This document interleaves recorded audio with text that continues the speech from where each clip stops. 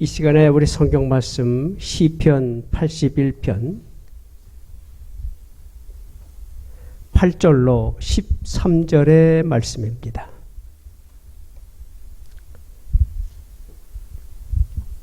저와 여러분이 한 절씩 교독합니다. 제가 먼저 봉독합니다. 제가 8절, 여러분이 9절 이렇게 한 절 한 절 13절까지 봉독합니다. 내 백성이여 들으라. 내가 네게 증언하리라. 이스라엘이여 내게 듣기를 원하노라. 너희 중에 다른 신을 두지 말며 이방 신에게 절하지 말지어다. 나는 너를 애굽 땅에서 인도하여 낸 여호와 네 하나님이니 네 입을 크게 열라. 내가 채우리라 하였으나 내 백성이 내 소리를 듣지 아니하며 이스라엘이 나를 원하지 아니하였도다.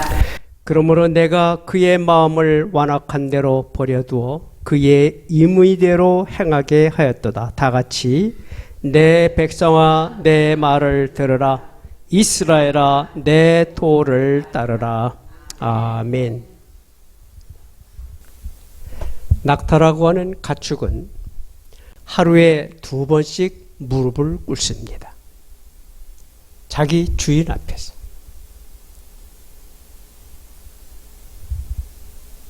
아침에는 무릎을 꿇는데 왜 그런가 하면 주인이 일할 만한 짐을 싣고 도구를 싣기 위하여 등이 높은 낙타는 주인 앞에서 엎드려 줍니다.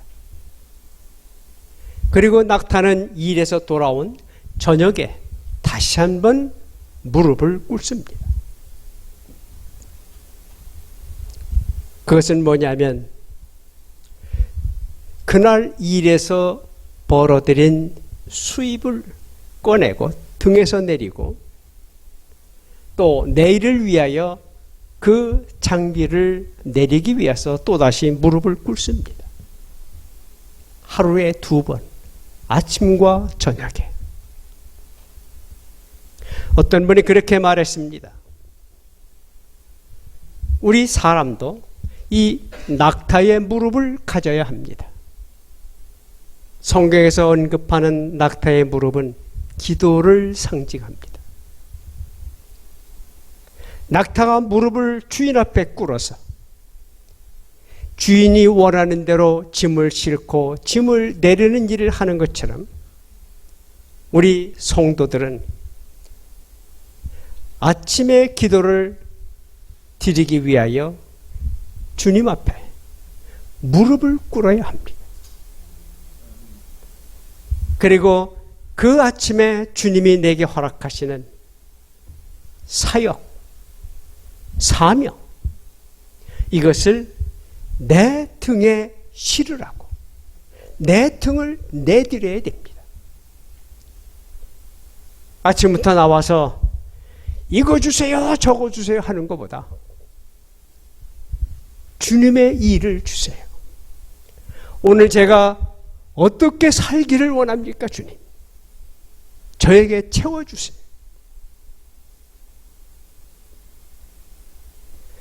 그리고 그날 하루를 주님이 주신 사명을 생각하면서 주님이 내게 요구하시는 사역을 생각하며 하루를 충실하게 주님 앞에서 열심히 살아야 합니다. 그리고 저녁에는 주님 이제는 저에게서 오늘 주님이 원하시는 것 제 등에 있으니 이것을 내리기를 원합니다. 그래서 주님 앞에 다시 엎드려서 주님 앞에 모든 걸 드립니다. 우리는 이것을 축복이라고 말하죠. 감사라고 말합니다. 저는 여러분의 기도 생활을 통해서 아침에는 사명을 받고 저녁에는 감사로 축복으로 주님 앞에 고백하는 이 진실한 기도가 여러분의 삶이 되시기를 주의 이름으로 축복합니다.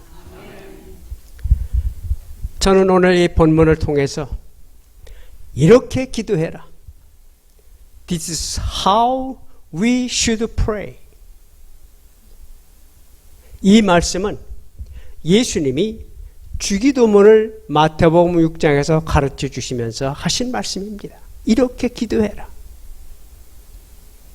This is how you should pray. 이렇게 기도하라. 오늘 본문을 통하여 우리는 세 가지 영적 원리, 기도의 자세를 찾을 수 있습니다. 첫째는 8절과 11절에 보니까 하나님이 거듭해서 말씀하십니다. 들으라. 누구에게요? 하나님의 백성들에게. 내가 하는 말을 들어라. 우린 이것을 조금 어려운 말로 카비넌트라고 말합니다. 하나님의 약속, 하나님의 언약, 혹은 하나님의 명령이라고 번역되는 카비넌트. 쉽게 말하면 하나님의 말씀입니다. 기도는 내 입에서 나오는 대로 한탄하는 기도를 드려서는 안 됩니다. 하나님의 말씀을 붙들고 기도해야 됩니다. 하나님, 이렇게 약속하셨잖아요. 하나님이 이것을 믿고 기도하라고 그러시지 않았습니까? 그리고 하나님 앞에 기도하는 겁니다. 하나님은 우리에게 허락하신 약속을 반드시 지켜주시는 하나님. 하나님께서 이렇게 말씀하셨으니 이 말씀은 하나님의 말씀이니 제가 세상 어떤 목사의 말이 아니고 다른 사람의 말이 아니고 하나님의 말씀을 제가 붙들고 기도합니다. 그러므로 하나님의 말씀을 붙들고 기도한다고 하는 것은 다른 말이 아닙니다. 칼빈은 이 말을 이렇게 요약했습니다. 이것은 하나님을 하나님 되게 하는 것이다. Let God be God. 하나님을 하나님 되게 하라. 하나님의 말씀보다 내 생각을 앞세우면은 그것은 하나님을 하나님 되게 하는 것이 아닙니다. 그것은 나를 하나님 되게 하는 겁니다. 그러니까 기도하면서 죄를 범하지 말라 그 말이에요. 하고 싶은 대로 내 마음대로 얘기하면서 그것이 말씀에 기준한 기도라고 생각하면 안 된다는 거예요. 그래서 우리는 기억합니다. 시편 50편 15절에 하나님은 이렇게 약속하셨습니다. 환난 날에 나를 부르라. 내가 너를 건지리니 네가 나를 영화롭게 하리라. 하나님, 제게 허락하신 이 환난, 이 고통은 저주가 아닌 줄로 믿습니다.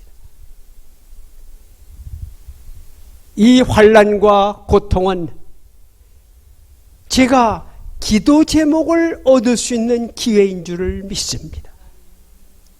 이것은 하나님의 훈련 기간인 줄을 믿습니다. 저를 버린 것이 아니라 저를 통하여 하나님 영광 받으시려고 제게 허락한 기도의 기회인 줄로 믿습니다. 그리고 하나님 앞에 기도하는 거예요. 빌립보서 4장 13절에도 우리가 잘 아는 말씀이 있습니다. 내게 능력 주시는 자 안에서 내가 모든 것을 할 수 있느니라.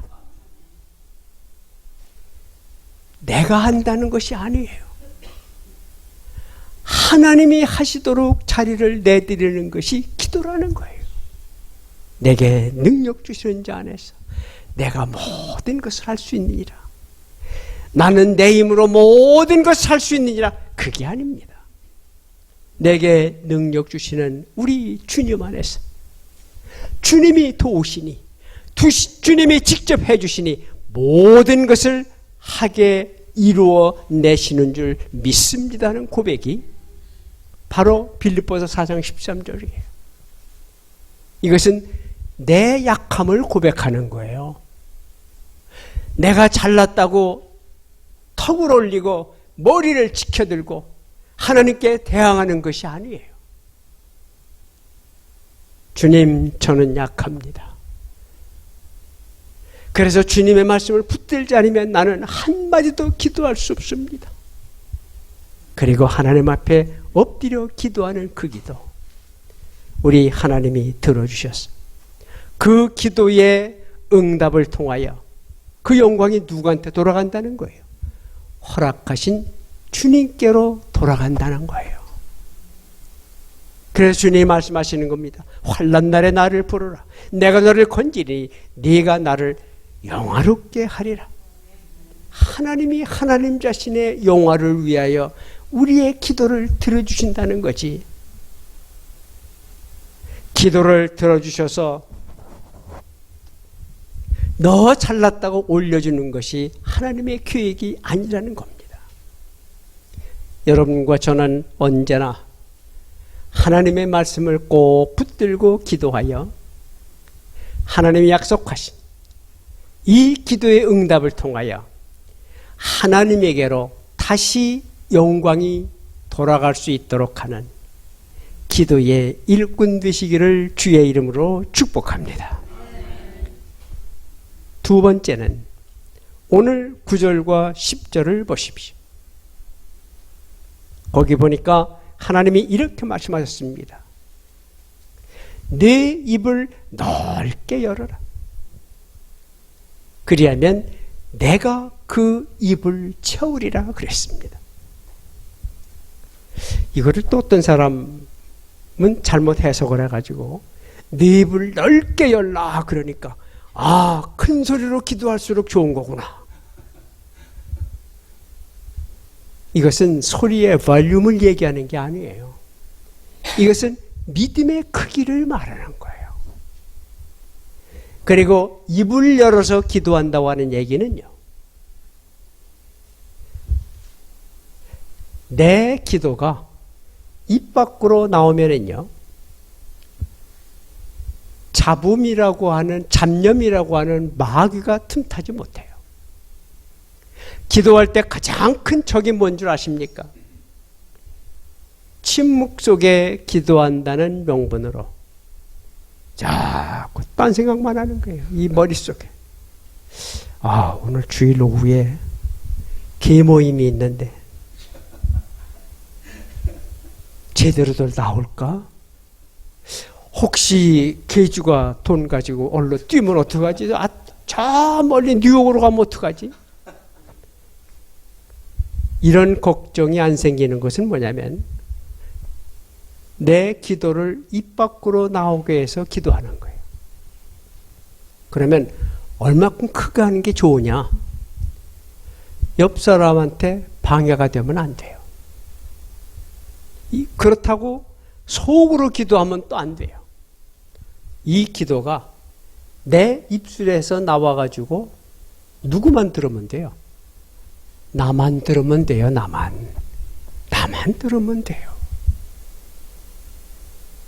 자꾸 크게 해가지고 옆 사람 기도도 못하게, 난 저 사람하고 도저히 철학에도 같이 못하겠어. 그렇게 하고 나가버리면 어떡할 거예요? 그러니까 기도는 하되 입에 소리를 내서 기도하는 건 좋은데 내 기도를 내가 들을 수 정도로 소리를 조절하면서 하는 게 좋습니다. 제가 전에 섬기던 버지니아의 한 교회에서 철학 기도를 하는데 그 교회의 여자 집사님 한 분이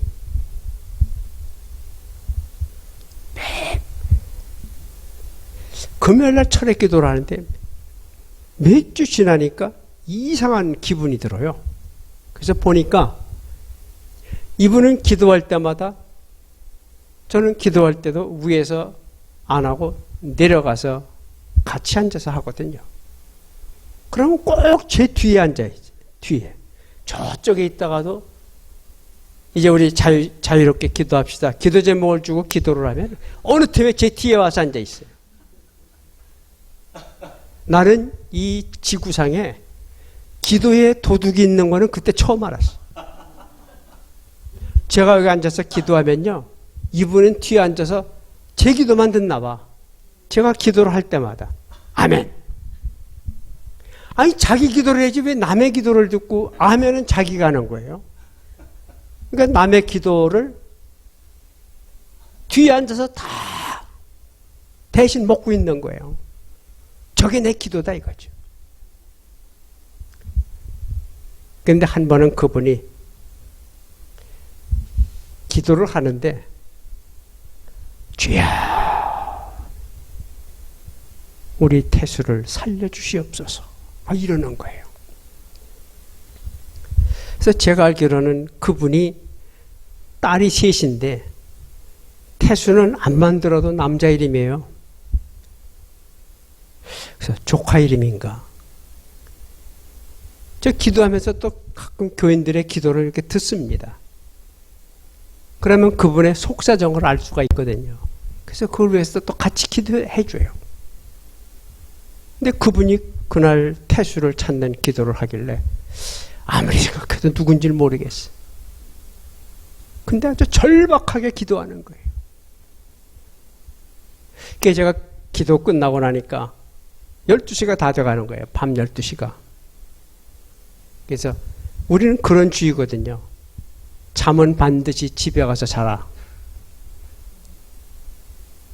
교회에서 자면서 철학기도 하겠다고 하는 사람이 있는데 대부분 보면은 아주 긴 의자에 그대로 엎드려 자는 게 아니고 누워서 자요. 누워서.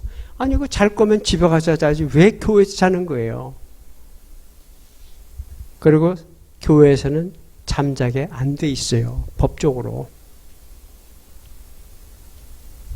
그래서 제가 예배 끝나고 늦은 저녁이지만 집사님 죄송하지만 제가 들으려고 해서 들은 게 아니라 얼핏 들었어요. 기도하시는데 살려달라고 기도하시는 거 보니까 급한 기도 같은데 태수가 누구예요? 저 태수 몰라요? 아니 또 이러시네. 아니 기도할 때 아까 태수 기도하셨어요. 아 모르시면 됐어요. 괜찮아요. 그랬더니 그 태수구나. 그래서 그 태수는 또 뭔지. 그래서 제가 누굽니까 그게? 그랬더니 제가요 우리 철야기도를 9시 시작하잖아요. 근데 일 갔다 와서 9시까지 기다리는데 한 2시간이 남았길래 제가 그때는 지금처럼 뭐 유튜브로 보는 게 아니고 그때는 테이블 갖다가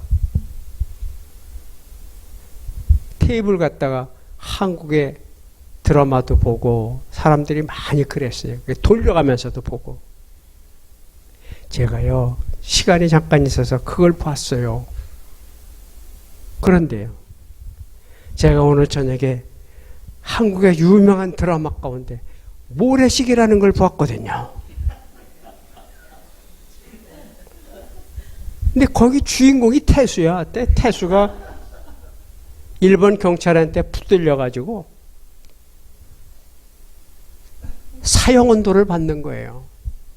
그러니까 이분이 그거 보고 여성분들이 상당히 감성적이래. 남자들은 그런 거 보고도 웃고 마는데 여자분들은 그게 아니에요. 뭐 드라마 좀 심각한 게 나오면 그거 가지고 고민도 하고 눈물도 짜고. 이 양반이 그 기분에 교회에 오셔서 잠깐 뒤에서 기도하면서도 내가 볼 땐 졸았어. 졸다 보니까 태수가 또 생각이 난 거예요. 그러니까 태수가 지금 죽게 생겼으니까 좀 살려달라고. 주여 우리 태수를 살려주세요. 그래서 했다는 거예요. 자 목회하면서 허탈한 경우가 많지만은 기도 때문에 허탈한 적은 또 그때가 처음이었어요.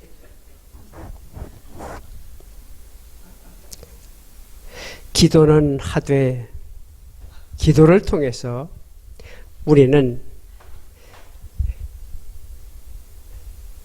믿는 대로 구하면 구한 대로 하나님이 주실 것을 믿고 기도하고 그래야지. 중언부언해서는 안 돼요. 확실 갖고 기도해야지. 연속곡을 생각하면서 기도하면 안 된다 그 말이죠. 마가복음 11장 24절에 말씀합니다. 그러므로 내가 너희에게 권하노니 무엇이든지 기도하고 구하는 것은 받은 줄로 믿으라. 그리하면 너희에게 그대로 이루어지리라. 믿는 대로 기도하세요. 그리고 믿는 대로 기도하면 하나님께서 그 믿는 대로 우리에게 응답하실 줄로 믿습니다. 마지막 세 번째로, 오늘 11절로 12절에 보면 거기에서 하나님께서 이렇게 말씀합니다. 내 백성이 완악한 대로 내가 내버려 두었다. 그러니까 백성들의 고난과 환난을 하나님께서 다 아시면서도 너에게는 그것이 필요해. 그래서 내버려 두셨다 그 말이에요. 완악한 대로. 이 영어로는 이것을 stubborn이라고 해요. stubborn. 자기 고집을 내세우고 완악한 마음. stubborn. 너희가 아무리 stubborn해도 내가 너희의 그 고집을 그대로 내버려 둘 거야. 왜? 네가 그 고통을 통하여 네 자신의 모습을 찾으라고, 확인하라고, 내가 누구인지 깨달으라고, 내가 그걸 내버려 두겠다는 거예요. 그것이 오늘 11절 그리고 12절의 말씀에 기록되어 있습니다. 그러니까 우리가 환난을 당하거나 고난을 당할 때에는 이것이 저주구나, 그건 위험한 생각입니다. 우리 크리스찬은 절대로 내 아버지 되시는 하나님께서 나를 저주하시는 하나님이 아니에요. 우리 하나님은 나를 사랑하시는 하나님, 내가 없으면 못 사시는 분이 우리 아버지 하나님이십니다. 이 하나님이 이렇게 사랑하는 아들과 딸을 골탕 먹이려고 저주를 내리신다? 그건 성경적이 아니에요. 그거는 마귀의 생각입니다. 마귀가 우리를 시험하는 겁니다.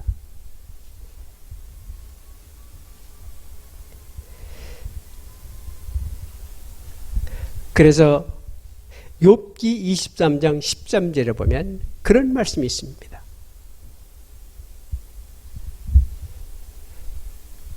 그는 뜻이 일정하시니, 누구의 뜻이? 하나님의 뜻이 변함없이 일정하다 그 말이에요. 그래서 그 누구도 그 하나님의 계획을 돌이킬 수 없다는 거예요. 그러면서 하나님은 그가 하시고자 하는 것이면 그것을 반드시 이루시나니 그랬습니다. 그리고 23장 10절에 보니까 나의 가는 길을 오직 그가 아시나니, 그가 나를 단련하신 후에는 내가 순금이 되어 그의 앞에 나올지니라.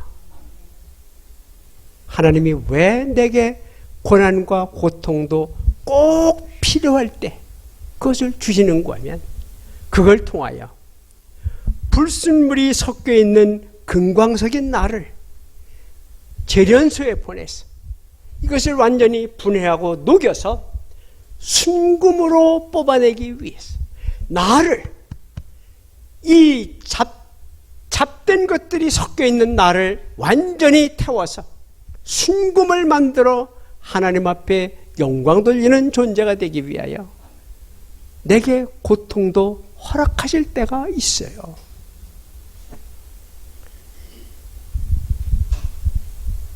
에브리 타임에 나를 고통과 환난 속에 넣는 것이 아니고 필요할 때, 내게 그 훈련이 필요할 때 하나님께서 그것을 내게 허락해 주셔도 내가 끄떡없이 그것을 받아들이고 하나님이 원하시는 작품이 될 수 있을 때 하나님께서 내게 그것을 허락하신다 그 말이에요.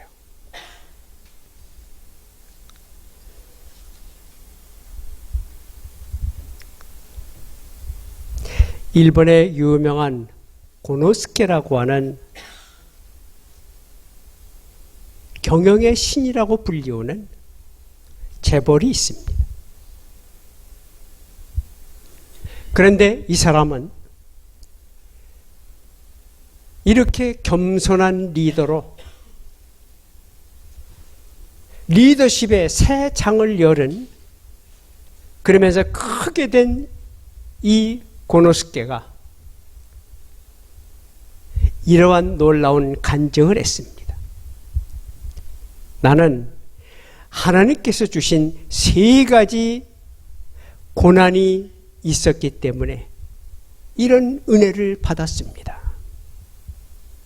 그러면서 그는 3가지 고난을, 어떻게 보면 일반 사람들은 3가지 저주라고 할 만한 것을 이 사람은 3가지 은혜라고 반대로 고백을 했습니다. 첫째는 뭔가 하면 가난의 은혜라고 그랬어요. 자기는 어릴 때부터 너무 가난해서 안 해본 것이 없대요. 구두 닦기, 껌파리. 사람들이 별로 바라보지 않는 이러한 험한 일을 어릴 때부터 했습니다. 왜? 가난해서. 그러면서 그는 많은 사람들을 접촉했습니다. 그러면서 나는 가난을 통하여 사람을 배웠습니다. 사람을 배웠다. 자기가 많은 사람들을 만나보고 구걸하다시피 장사하다 보니까 사람은 누구든지 좋은 점, 강점이 하나 이상은 다 있더라는 거예요. 사람이 사람을 볼 때에 그의 겉모습만 보고 사람을 단정하는 경우가 많지 않습니까? 이 사람은 아닙니다. 나는 사람을 통하여 배워야 되겠다. 그래서 그 사람의 안 좋은 점을 보는 것이 아니라 그 사람을 자세히 봐서 그 사람이 가지고 있는 장점을 하나하나 캐치했어요. 그것을 자기의 노트에 적었다는 거예요.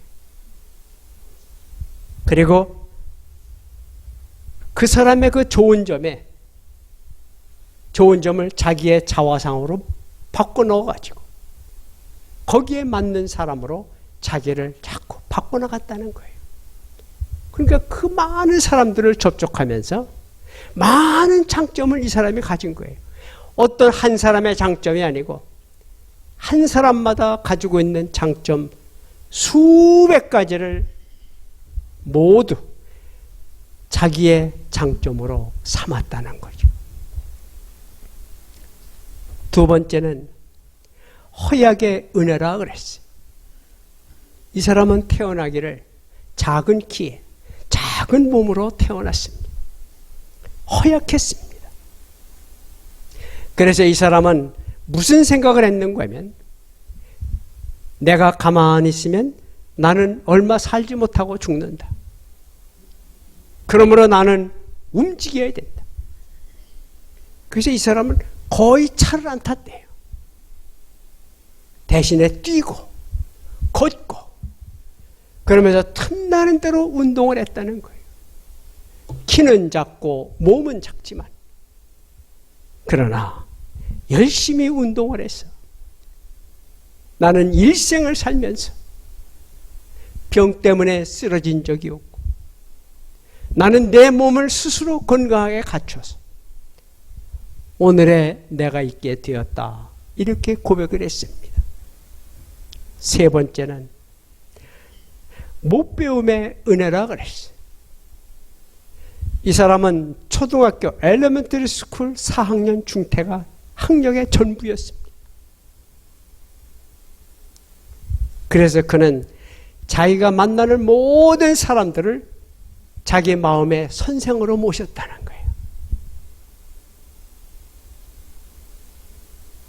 그들의 지식을 배우고 언제나 낮은 자세로 겸손한 마음으로 나는 어린아이에게서도 배운다는 자세로 누구에서든지 배웠다는 거예요. 학교에서만 배우는 것이 배움이 아니라는 거죠. 세상 속에서 사람을 통해서 모든 사람을 선생님으로 놓고 배웠다는 거예요. 그래서 오늘날에 내가 있게 되었다고 그는 고백을 했습니다. 그러니까 자기가 가지고 있는 모든 고난을 하나님이 허락하신 은혜라는 거예요. 자기의 고난을 은혜로 바꾼 사람은요, 기도를 하게 되고 그 기도, 믿음의 기도가 응답이 되면 하나님의 축복으로, 하나님의 성장으로, 하나님의 성숙함으로 그를 바꿔주시는 줄 믿으시기를 주의 이름으로 축복합니다. 오늘 사랑하는 여러분, 오늘 말씀을 정리합니다. 우리는 하나님의 말씀을 붙들고 기도해야 할 것입니다. 우리는 믿음으로 기도해야 할 것입니다. 우리는 어떤 형태의 고난이든 그 속에는 이유 있다. 그 속에는 하나님의 섭리가 있다. 하나님은 그 속에서 결코 쉬는 법이 없으시다. 이것을 놓고 기도할 때에 하나님은 우리 가운데 놀라운 것으로 역사해 주실 것을 믿습니다. 빌립보서 4장 6절에 보니까 우리의 모든 어려움 속에서, 우리의 약함 속에서도 우리에게 요청하십니다. 염려하지 말고 오직 모든 일에 기도와 간구로 너희 감사함을 하나님께 드리며 기도하라. 그리하면 모든 지각에 뛰어나신 하나님의 은혜와 평강이 너희와 함께 하시리라 그랬습니다. 하나님의 자녀에게는 절대로 저주가 없습니다. 어떤 경우라도 그것은 기도 제목이고 그것은 기도의 시간이고 기회입니다. 말하자면 축복의 기회입니다. 기도 생활을 통하여 이 세상에서도 교회에서도 승리하는 여러분 한 분 한 분이 되시기를 주님의 이름으로 간절히 축원합니다. 기도하겠습니다. 우리 좋으신 아버지 하나님, 오늘 말씀을 통하여 이렇게 기도하라는 주님의 음성을 듣게 하여 주시니 진실로 감사합니다. 어떤 경우에도 무의미한 것은 없다. 어떤 경우에도 그것은 하나님의 축복의 기회일 뿐이다. 이것을 기억하고 항상 기도로 승리하는 저희들의 믿음의 생활이 될 수 있도록 축복도 하여 주시기를 예수님의 이름으로 기도하옵나이다. 아멘.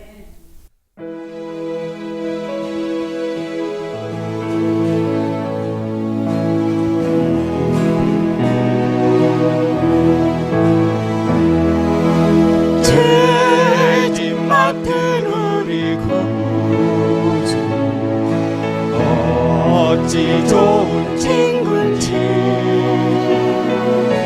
걱정 근심 무거워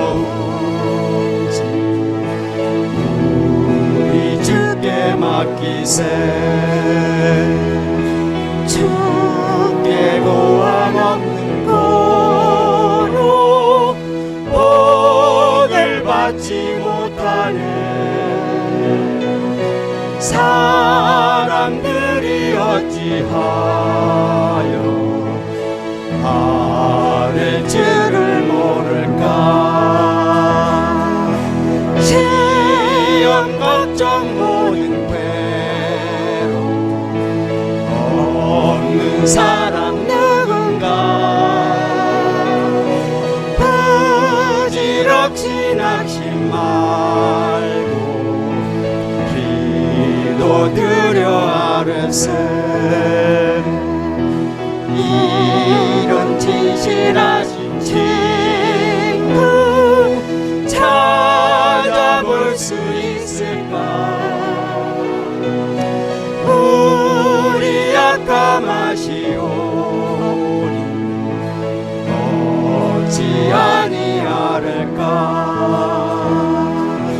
근심 걱정 무거운지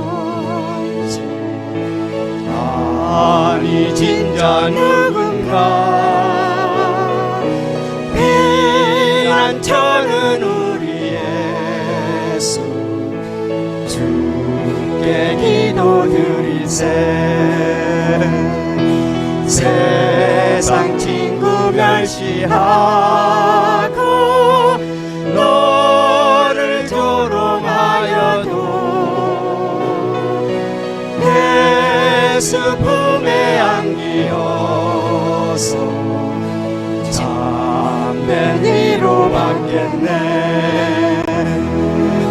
세상 친구 멸시하고 너를 조롱하여도 예수